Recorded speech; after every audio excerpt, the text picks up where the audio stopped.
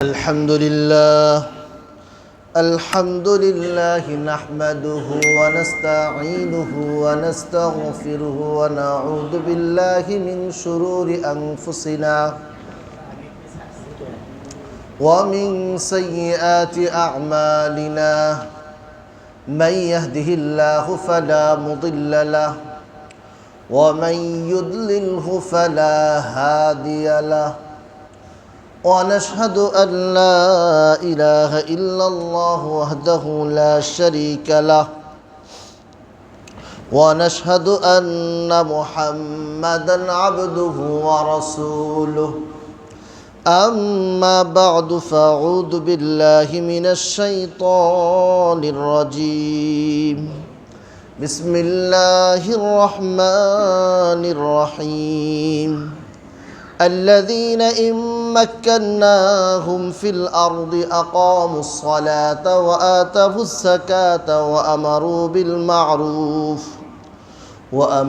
بالمعروف ونهوا عن المنكر ولله عاقبة الأمور وقال رسول الله صلى الله عليه وسلم إذا أعطيت الإمارة عن مسألة أكلت إليها وإن أعطيت بغير مسألة أعنت عليها أو كما قال عليه الصلاة والسلام اللهم صل على محمد وأنزله المقعد المقرب عندك يوم القيامة আল্লাহ তাআলা আমাদেরকে জুমার নামাজ আদায়ের উদ্দেশ্যে আল্লাহর ঘর মসজিদে আসার তৌফিক দান করেছেন। আমরা কালিমাতুশ শুকর আদায় করি আলহামদুলিল্লাহ। আল্লাহ তাআলা আমাদেরকে আকল দিয়েছেন, বুদ্ধি দিয়েছেন, চিন্তা করার মতো যোগ্যতাও দান করেছেন। ভালো মন্দ চিনা, ভালো মন্দ বুঝা, এই বুঝার যোগ্যতাও আল্লাহ তাআলা আমাদেরকে দিয়েছে। কোনটা খারাপ কোনটা ভালো এটা আমরা বুঝি। অনেক সময় এমনি চিন্তা করলে বুঝে আসে যে এটা খারাপ। চুরি করা এটা একটু চিন্তা করলেই বুঝে আসে যে এটা খারাপ। নাকি আলাদা এটার জন্য কোরআন এবং হাদিসের আয়াত এবং হাদিসের বাণী শুনে এরপরে বুঝাইতে হবে কাজটা খারাপ। আবার জিনা ব্যভিচার এটা একটু চিন্তা করলে আমরা বুঝি যে এটা খারাপ। মদ্যপান এটা আমরা চিন্তা করলেই বুঝি এটা খারাপ। মানুষকে গালি দেওয়া, কষ্ট দেওয়া এটা চিন্তা করলেই বুঝি এটা খারাপ। তো আল্লাহ তাআলা আমাদেরকে আকল দিয়েছে ভালো মন্দ চিনার, ভালো মন্দ চিনার জন্য আল্লাহ তাআলা আমাদেরকে বুদ্ধি বিবেক দিয়েছে ভালো মন্দ চিনার জন্য। তো এই বুদ্ধি যেটা আল্লাহ তাআলা দিয়েছে এটা সঠিক ব্যবহার যে করলো সে তো দুনিয়াতেও তার জন্য কোনো ধরনের লজ্জিত হতে হবে না, আর আখিরাতে সে চিরস্থায়ীভাবে সফলতা পেয়ে যাবে এবং আখিরাতেও তাকে লজ্জিত হতে হবে না। এখন আমরা আসি যে বিষয়টা বর্তমানে আমাদের সামনে আসতেছে, নির্বাচন সংক্রান্ত এই ব্যাপারে কোরআন এবং হাদিসের আমাদেরকে কি পথ প্রদর্শন করা হয়েছে, কি রাহনুমাই করা হয়েছে, কি দিক নির্দেশনা দেওয়া হয়েছে। মুফতি শফি সাহেব রাহিমাহুল্লাহ দেওবন্দের প্রধান মুফতি ছিলেন, পরবর্তীতে পাকিস্তানের প্রধান মুফতি ছিলেন। মুফতি শফি সাহেব রাহিমাহুল্লাহ তিনি এই ব্যাপারে একটা স্বতন্ত্র গ্রন্থ লিখেছেন। ওই জায়গায় তিনি একটা বিষয় এনেছেন যে ভোট এটা কি। তো উনি তিনটা জিনিসের নামকে ভোট বলেছেন। কয়টা জিনিস? তিনটা জিনিসের সম্বলিত। এক নাম্বার হলো সাক্ষ্যদান, সাক্ষ্যদান। নাম্বার 2 সুপারিশ, নাম্বার 3, প্রতিনিধিত্বের অথরিটি দান করা। সাক্ষ্যদান, এই ব্যক্তিটা ভালো নাকি খারাপ এটার আমি সাক্ষ্য দিলাম।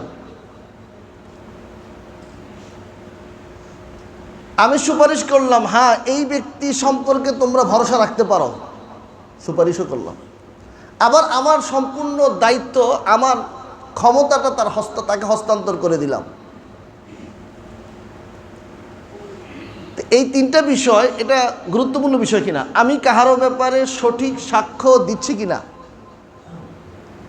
মিথ্যা সাক্ষ্যের পরিণাম কত ভয়াবহ। আমি কাহার জন্য সুপারিশ করতেছি, মিথ্যা সুপারিশ, এটার ব্যাপারে আলোচনা সামনে আসবে।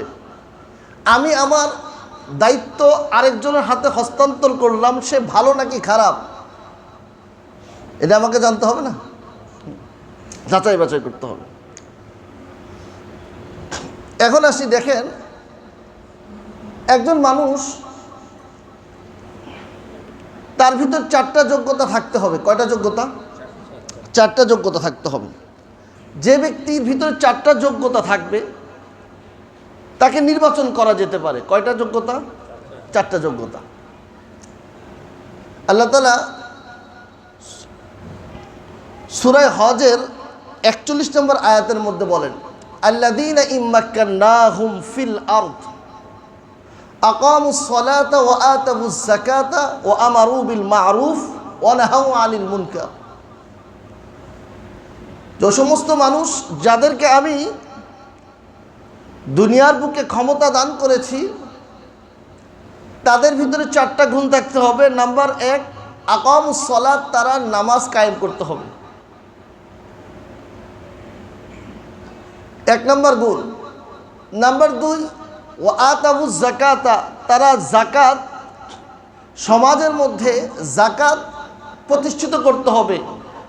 দেশের মানুষ যেন সবাই যাকাত দিতে পারে রাষ্ট্রীয়ভাবে, এই যাকাতের একটা ব্যবস্থা যেন রাষ্ট্রীয়ভাবে হয়, এটা তাকে করতে হবে। তো আতাবুজ যাকাতা, যাকাত এটা এমন একটা বিষয় যেটা মানুষদেরকে, আমাদের সমাজের মধ্যে আমরা চিন্তা করি যাকাত দিলে মনে হয় সম্পদ শেষ হয়ে যায়। যাকাত দিলে সম্পদ বাড়ে, সমাজের মধ্যে দারিদ্রতা দূর হয় যাকাতের মাধ্যমে। এর বিপরীত সুদ, এর মাধ্যমে সমাজের মধ্যে দারিদ্রতা বাড়তে থাকে, কমে না, গরিবের সংখ্যা বাড়ে। কারণ সুদ এটা এমন এক চক্র, যে চক্রের মধ্যে পড়লে সে বাইর হতে পারে না, পড়ে গেছে তো গেছেই, প্রত্যেক দিন বাড়তে থাকে তার।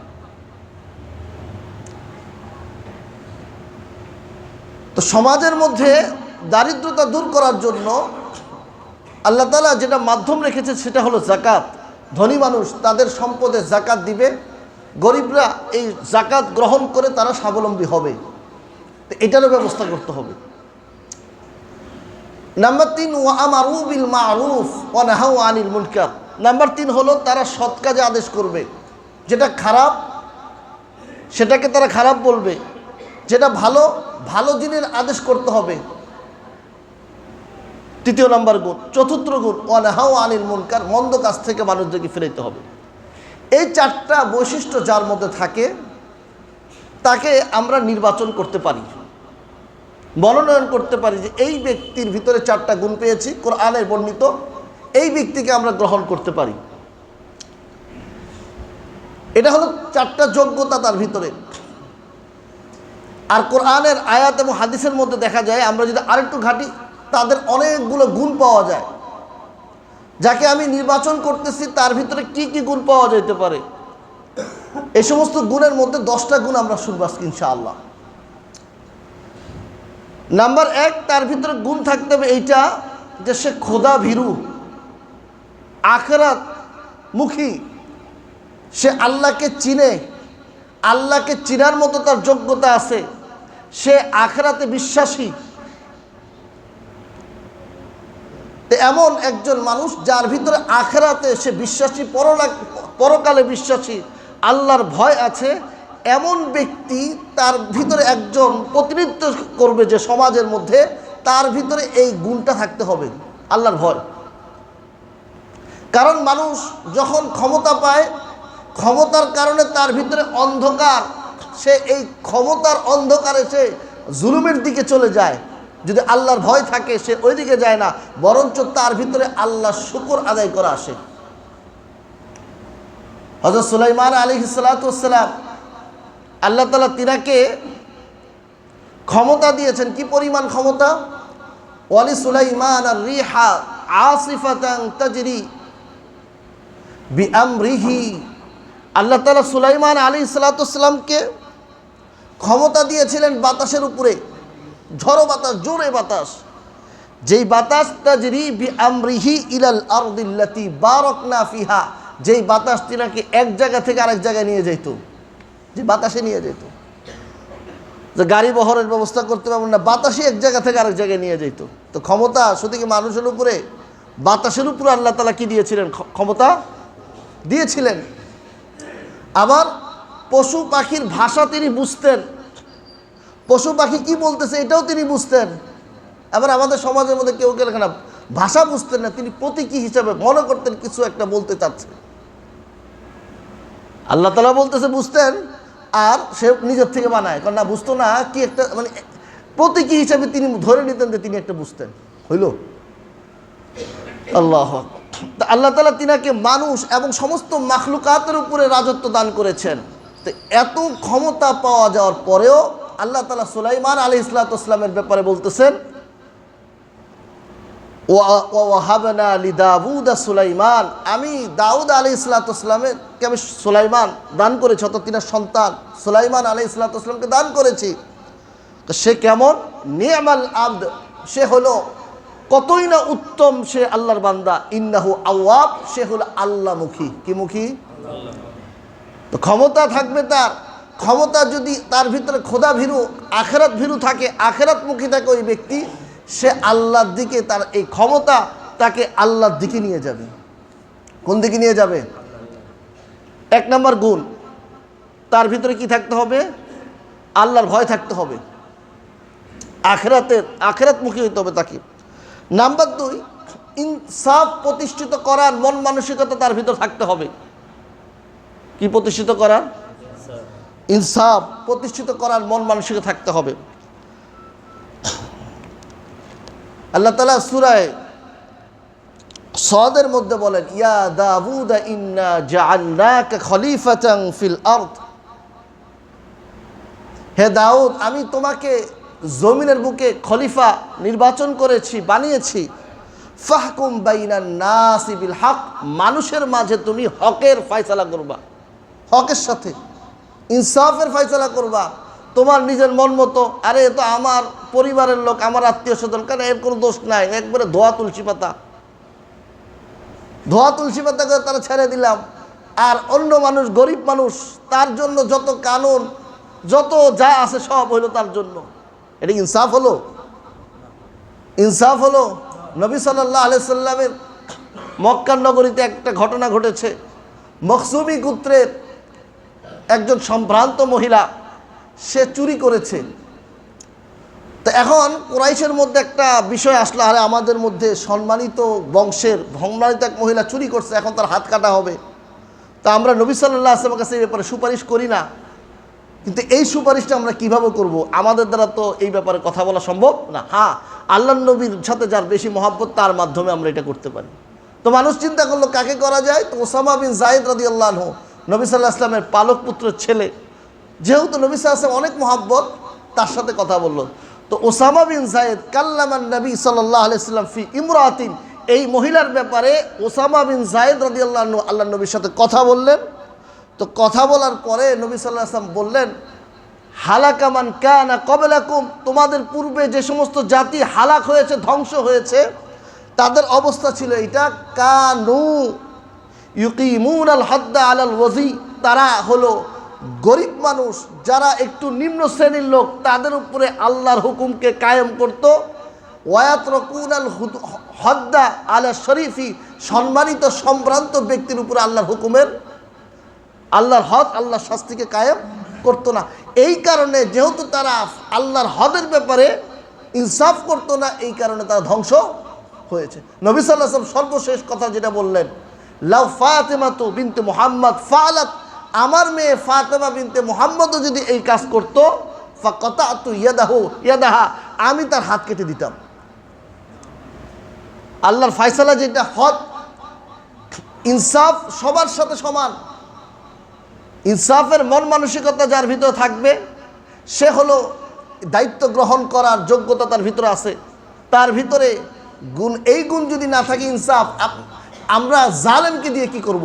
জালেম তো সে জুলুমি করবে, জালেমের খোলস পাল্টাবে, জালেমের পরিবর্তন হবে, চেহারার পরিবর্তন হবে, বয়সের পরিবর্তন হবে, তার ভিতরে যে জুলুমের একটা খাসলত অভ্যাস, এটা তো আর পরিবর্তন হবে না। তো ইনসাফের মন মানসিকতা থাকতে হবে। একজন নির্বাচিত প্রতিনিধি যে হবে, তার ভিতরে ইনসাফের মতো কি থাকতে হবে? মন মানসিকতা থাকতে, আমি ইনসাফ করব। আল্লাহ নবী সাল্লাল্লাহু আলাইহি ওয়াসাল্লাম একটা হাদিস, আল্লাহ নবী সাল্লাল্লাহু আলাইহি ওয়াসাল্লাম বলেছেন, 7 ব্যক্তিকে আল্লাহ তাআলা আরশের নিচে ছায়া দিবে, যেই দিন কিয়ামতের দিন যখন কোনো ছায়া থাকবে না আরশের ছায়া ব্যতীত। তো ওই দিন যে ছায়া পাবে তাদের মধ্যে একজন হলো আল ইমামুল আদিল, রাষ্ট্রপ্রধান, রাষ্ট্রের প্রতিনিধি। সে ইনসাফওয়ালা যদি হয়, তাহলে সে ওই আরশের নিচে ছায়ার আশা করতে পারে। আর যদি ইনসাফওয়ালা না হয়, না হক হয়, মানুষের হক মারে, চুরি করে, মানুষের উপর জুলুম করে, এই জাতীয় যদি হয়, তাহলে সে কি কখনো রাষ্ট্রের প্রতিনিধি হবে? কিন্তু তার জন্য দুনিয়াতে তো সে ধ্বংস হবে, আখিরাতেও সে আল্লাহর ওই যে সমস্ত স্পেশাল আল্লাহ তাআলা রেখেছেন বিশেষ বান্দাদের জন্য, এগুলা ধারে কাছে সে।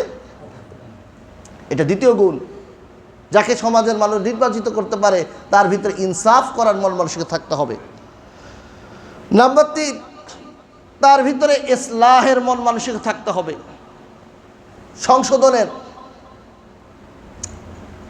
সংশোধনের মন মানসিকতা থাকতে হবে। ইফসাদ, ধ্বংসাত্মক কাজ চালানো, এমন মন মানসিকতা যদি থাকে, তাকে নির্বাচন করা যাবে না। ইসলাহ, সংশোধনের। মুসা আলাইহিস সালাম তিনি তিনার ভাইকে হারুন আলাইহিস সালামকে নসিহত করতেছেন। ওয়াকালা মুসা লি আখি হারুন নাখলুফনি, হে হারুন, মুসা আলাইহিস সালাম তিনার ভাই হারুনকে বলতেছে, আপনি খলিফা হন, দায়িত্ব গ্রহণ করেন। ফি কওমি, আমার এই উম্মতের, এই জাতির দায়িত্ব গ্রহণ করেন। ও আসলিহ, এবং তাদের জন্য আপনি সংশোধনের চিন্তা ভাবনা করবেন। ওয়ালা তাত্তাবি সাবিলাল মুফসিদিন, হে হারুন আলাইহিস সালাম, আপনি যারা ধ্বংসাত্মক কাজ করে, ধ্বংস নষ্ট করে দেওয়ার চিন্তা ভাবনা থাকে, এমন মানুষের রাস্তাকে আপনি গ্রহণ করিয়েন না।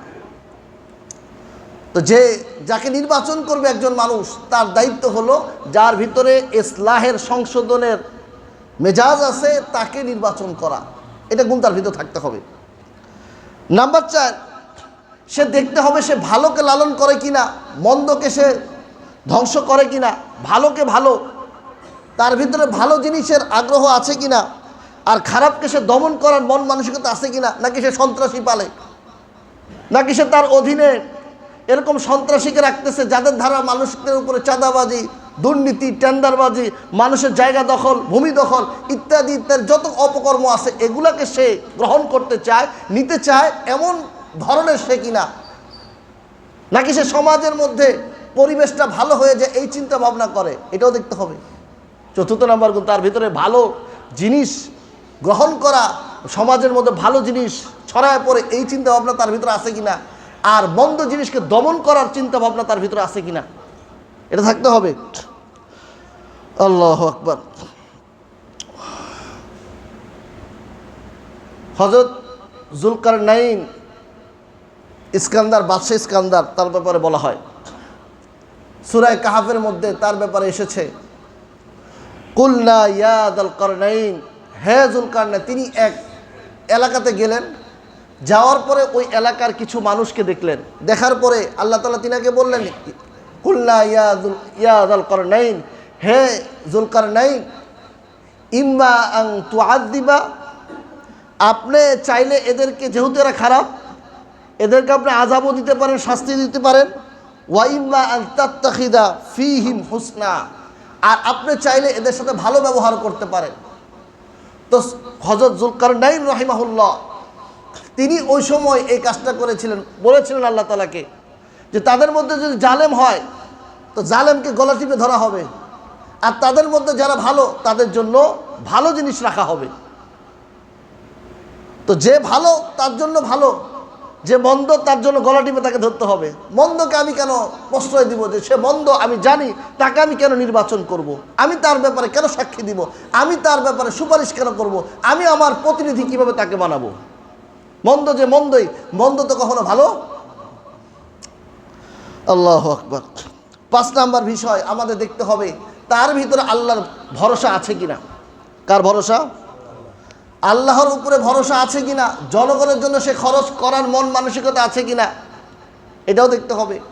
যুলকারনাইন রাহিমাহুল্লাহ তিনি যখন গেলেন, তো যাওয়ার পরে ফালাম্মা বালাগা বাইনা সাদ্দাইন ওয়াজাদা মিন দুনিহিমা কওমা লা ইয়াকাদুনা ইয়াফকাহুনা কওলা। যুলকারনাইন রাহিমাহুল্লাহ এক গোত্রের কাছে গেলেন, একটা তো গেলেন পূর্বের সফর, আর একটা ছিল পশ্চিমের সফর।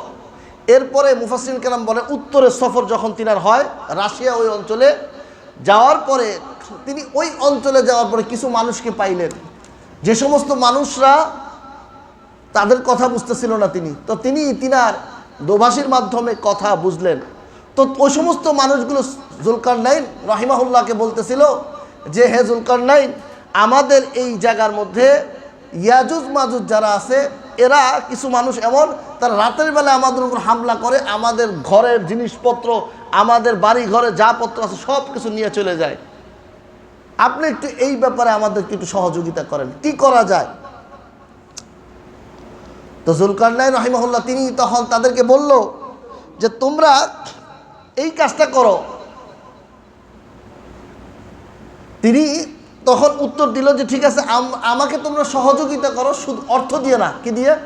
তোমাদের শক্তি দিয়ে আমাকে সহযোগিতা করো, আমি তোমাদের জন্য প্রাচীর বানায় দেবো আমার নিজ অর্থে। তো ভরসাটা কার উপরে? নিজের অর্থ দিয়ে তিনি আল্লাহর জন্য ওইখানে প্রাচীর নির্মাণ করে দিলেন, আর তাদেরকে বললেন যে তোমরা আমাকে সহযোগিতা করো। তো তিনি ওই সময় বললেন ক্বালা মা মাক্কান্নী ফীহি রব্বি খায়রুন, আল্লাহ তাআলা আমাকে যেটা দিয়েছে, এইটা যেটা আল্লাহ তাআলা দিয়েছে এটা উত্তম, এই ব্যাপারে তোমরা আমাকে সহযোগিতা করো। ফাঈনুনি, আমাকে তোমরা সহযোগিতা করো কি দিয়ে? বিকুওয়াতি, শক্তি দিয়ে। আজআল বাইনাকুম ওয়া বাইনাহুম সাদরাদমা, আমি তোমাদের এবং তাদের মাঝে আমি বানায় দিব একটা প্রাচীর। তো এখানে জনগণ থেকে কি চেয়েছে? সে সহযোগিতা চেয়েছে, আর এখানে তিনি প্রাচীর বানায় দিলেন, জনগণের থেকে সহযোগিতা নিয়ে নিজের অর্থে প্রাচীর বানায় দিলেন। তো এখন এখানে আরও যদি দেখা যায় পুরো আয়াতটা যদি ভিতরে লম্বা আয়াত, 3-4 আয়াতের বিষয়, এখানে হযরত যুলকারনাইন রাহিমাহুল্লাহ তিনি আল্লাহর উপরে ভরসা করে এই কাজটা করেছিলেন। জনসাধারণের সুবিধা হয়, জনসাধারণের সুযোগ হয়, জনসাধারণ যে সমস্ত কাজের মধ্যে সুবিধা, ওই কাজটা তিনি লক্ষ্য রেখেছেন। আল্লাহু আকবার। 6 নম্বরের কাজ হলো একজন মানুষ যে প্রতিনিধি হবে সমাজের মধ্যে, তার ভিতরে সমাজের মানুষের খেদমত করার আকাঙ্ক্ষা, সমাজের মানুষের খেদমত করবে এই মন মানসিকতা তার ভিতরে থাকতে হবে। আর খেদমত করে বলবে না এই কথা যে আমি করছি, সে করছে, তার বাপের টাকা দিয়ে করছে। হ্যাঁ, আমরা ট্যাক্স দিছি, আমাদের টাকা দিয়ে করছে, আমি করছি, এটা কোনো কথা হইল? মানুষে আলাদা কামলা দিছে, সারা বছর বসে ওই টাকা দিয়ে করে দিছে, যেটাই দিচ্ছে সেটা তো আমাদের থেকেই নিচ্ছে, ওইটাই আমাদেরকে ঘুরে দিচ্ছে। জনগণের টাকা, আলাদা কোনো তো টাকা নাই, আছে জনগণের অর্থ, এটাই ঘুরে জনগণকে আবার দিচ্ছে, বলছে আমরা করছি। জনগণের টাকা দিয়ে রাস্তা করছে, ওটা বলছে আমরা করছি, আমি করছি। আল্লাহু আকবার। তো দেখেন এটা হলো সম্পূর্ণ প্রতারণা। এটা জনগণের খেদমতের মতো আকাঙ্ক্ষা তার ভিতর থাকতে হবে, আর জনগণের খেদমত করে সে কি বলবে? আল্লাহ তাআলা পবিত্র কোরআন মাজিদ সূরা কাহফের মধ্যে এই যুলকারনাইন শেষে কি বললেন? হাদা রাহমাতুম মির রব্বি, এটা আমার রবের পক্ষ থেকে রহমত। ফাইদা জা ওয়াদ রব্বি জালাহু দাক্কা, আমার রবের ওয়াদা যখন আসবে, এই আমি যে প্রাচীরটা বানায় দিলাম এই প্রাচীর শেষ হয়ে যাবে। তো এই প্রাচীর তিনি বানায় দিলেন নিজের অর্থে। এরপরে বললেন কি? এটা হলো আমার রবের রহমত, আমার কাজ না। আমার রব আমার উপর দয়া করছে, রহমত করছে, এই কারণে আমি আমার জনগণের খেদমত করতে পারছি। 7 নাম্বার, তার ভিতরে যোগ্যতা থাকতে হবে রক্ষণাবেক্ষণের। অযোগ্য লোক দিয়ে কাজ হয় না। কাজ যদি না বুঝে তারা যদি দাঁড়া করাই দেন বা তুমি কাজ করো, কি পারবে সে?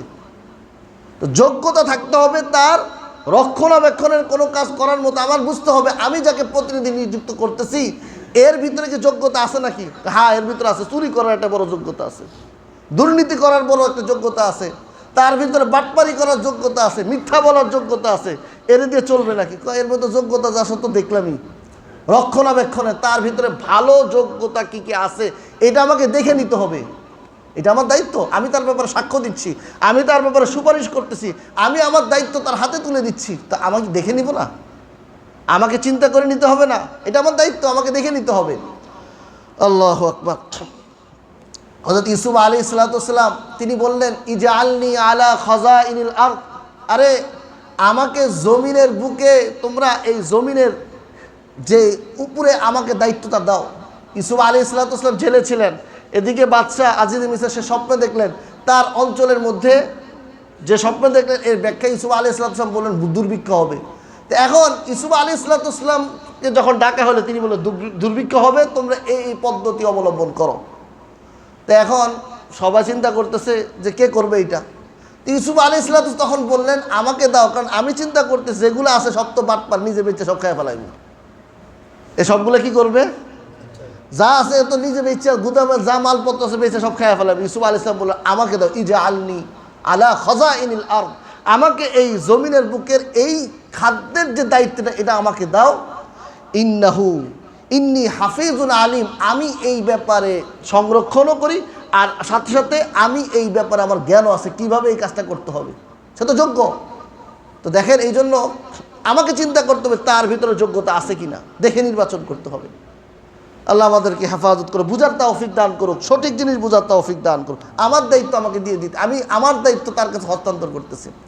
নাম্বার 8, আমাকে দেখতে হবে তার ভিতরে অন্যায়ভাবে আত্মসাৎ, ঘুষ নেওয়ার অভ্যাস আছে কিনা, ঘুষ নেয় কিনা, সে অন্যায় অসৎ উপায়ে সে টাকা পয়সা অর্জন করে কিনা, আমাকে দেখতে হবে এটা। হযরত সুলাইমান আলাইহিস সালাম যখন বিলকিসের কাছে চিঠি পাঠাইলেন, বললেন যে আমার কাছে তুমি কি করো, আইসা আত্মসমর্পণ করো। বিলকিস সে তার উজির যারা ছিল তাদের সাথে বসলো, বললো চিন্তা কি করা যায়, এখন যদি তার সাথে আমরা যুদ্ধে যাই আমাদের দেশ ইত্যাদি সব ধ্বংস হবে, কিছু থাকবে না। যুদ্ধে যাই, যদি আমরা এর আগে একটা কাজ করি, তাকে পরীক্ষা নিই তার লক্ষ্যটা কি। তো বিলকিস নিজেই বলল যে আমি তাকে পরীক্ষা নিব অর্থ দিয়ে। কি দিয়ে? অর্থ দিয়ে। বিলকিস সে হাদিয়ার অনেক মাল দৌলত দিয়ে সুলাইমান আলাইহিস সালামকে পাঠাইছে। সুলাইমান আলাইহিস সালামকে পাঠানোর পরে সুলাইমান আলাইহিস সালাম উত্তর দিছে কি, আল্লাহ তাআলা আমাকে যা দিছে এর থেকে অনেক বেশি, তোমাদের সম্পদ এগুলো তোমরা নিয়ে যাও, তোমাদের হাদিয়া নিয়া তোমাদের সম্পদ নিয়ে তোমরা খুশি থাকো। বিলকিস তখনই বুঝে গেল যে তার লক্ষ্য কিনা অর্থ না, কারণ অর্থ দিয়ে পরীক্ষা করলো এই অর্থ চাই কিনা, দেখলো যে হাদিয়া তার যে সমস্ত উপহার উপঢৌকন দিল এগুলা তার কাছে কোনো সামান্য পয়সা দামও নাই, সব ফেরত পাঠাই দিল। তো বুঝছে এর কাছে আমার পারা সম্ভব না, কারণ আমি তাকে অর্থ দিয়ে পরীক্ষা করছি, অর্থ দিয়ে কেনার জন্য চেষ্টা করছি, তার প্রতি অর্থের প্রতি কোনো লোভ লালসা নাই। তো ঘুষ বাণিজ্য ইত্যাদি এগুলো যাদের ভিতরে আছে আমরা তাদেরকে আমার প্রতিনিধি আমি নিযুক্ত করতে পারি না। আল্লাহু আকবার। 9 নাম্বার, তার ভিতরে আমানতদারি আছে কিনা। আল্লাহ তাআলা বলেন ইন্নাল্লাহা ইয়া'মুরুকুম আন তুআদ্দুল আমানাতি ইলা আহলিহা ওয়া ইযা হাকামতুম বাইনান নাসি আন তাহকুমু বিল আদল, যে আল্লাহ তাআলা আদেশ করতেছে তোমাদেরকে আদেশ করা হলো আমানতের। কিসের আদেশ করা হলো? আমানতের। আমানতের আদেশ, এটা আল্লাহর পক্ষ থেকে আমাদেরকে আদেশিত করা হয়েছে আমানতের ব্যাপারে। আমার আমানতটা আন তাহকুমু বাইনান নাসি বিল আদল, আর এইটার ব্যাপারে আল্লাহ তাআলা ওয়াইদা হাকামতুম বাইনান নাসি ফাহকুমু আন তাহকুমু বিল আদল, যখন মানুষের মাঝে ফয়সালা করো তখন ইনসাফের সাথে ফয়সালা করো। তা আমানত আমার আমানত, আমাকে দেখতে হবে আমার দায়িত্ব যে গ্রহণ করতেছে, আমি যাকে সাক্ষ্য দিচ্ছি তার ভিতরে আমানতদারি আছে কিনা। কারণ যার ভিতরে আমানত নেই সে তো মুনাফিক। সে কি? যার ভিতরে আমানতদারি নেই সে কি? মুনাফিক। 10 নম্বর বিষয়, সে আল্লাহর বিধান অনুযায়ী ফাইসালা করে কিনা এটাও দেখতে হবে আমাকে। কারণ আল্লাহ তাআলা বলে ফাহকুম বাইনাহুম বিমা আনজালাল্লাহ ওয়ালা তাত্তাবি আহওয়াহুম, ফাইসালা করো মানুষের মাঝে যেটা আল্লাহ তাআলার বিধান, আল্লাহর বিধান মোতাবেক ফাইসালা করতে হবে। কারণ আল্লাহর বিধান মোতাবেক যে ফাইসালা করে না, ওমাল্লাম ইয়াহকুম বিমা আনজালাল্লাহ ফাউলাইকা হুমুল কাফিরুন ফাউলাইকা হুমুল ফাসিকুন। আল্লাহ তাআলা বলেছে যারা আল্লাহর বিধান মোতাবেক ফাইসালা করে না তারা হলো কাফের। তারা কি? তা আমি আমার দায়িত্ব যার কাছে হস্তান্তর করতেছি, আমি যাকে সাক্ষ্য দিচ্ছি, আমি যার ব্যাপারে সুপারিশ করতেছি, আমি আমার ক্ষমতা যার হাতে তুলে দিচ্ছি, আমাকে দেখতে হবে সে আল্লাহর বিধান মোতাবেক ফাইসালা করে কিনা, এটা আমার দায়িত্ব। তার ভিতরে আমানতদারি আছে কিনা দেখতে হবে, তার ভিতরে ঘুষের টাকা সম্পদের লোভ আছে কিনা আমাকে দেখতে হবে, সে জনগণের প্রতি তার মহব্বত আছে কিনা আমাকে দেখতে হবে। এটা দেখার পরে আমি তার ব্যাপারে সুপারিশ, আমি তার ব্যাপারে সাক্ষ্য দিতে পারি, আমার দায়িত্ব তার হাতে আমি তুলে দিতে পারি, নতুবা আমাকে পস্তাইতে হবে। আল্লাহ তাআলা আমাদের সবাইকে যে সমস্ত কথা বলা হইলো আমরা সঠিকভাবে এটা বুঝে, দিনদারি বুঝে, আমানতদারি বুঝে আল্লাহ তাআলা এই সমস্ত কথার উপর আমল করার তৌফিক দান করুক। ওয়া আখিরু দাওয়ানা আলহামদুলিল্লাহি রাব্বিল আলামিন ওয়া মা তৌফিক